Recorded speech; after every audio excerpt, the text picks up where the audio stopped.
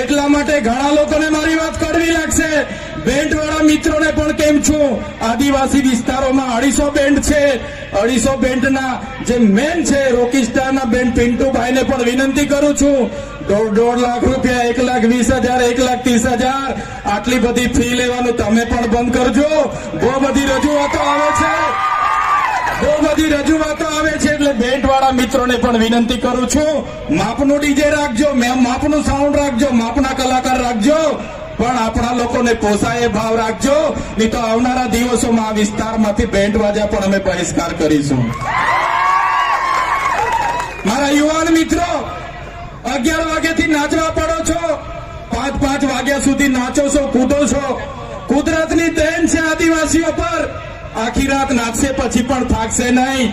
પણ નાચવાની સાથે સાથે તમારું લક્ષ્ય શું છે, તમારો ધ્યેય શું છે એ તમારે નક્કી કરવું પડશે. અને અહીંયા વડીલો માતા બહેનોને પણ વિનંતી કરું છું, તમારો છોકરો આઈફોન લઈ માગે, KTM લઈ માગે, R1 લઈ માગે, જે પણ લઈ માગે, એને તમે પહેલા ભણાવો, ગણાવો, એને એની કારકિર્દી બનાવો, પછી એને તમે તમારી બાઇક લઈ આપવાની, 4 લઈ આપવાનું હોય તે કરજો.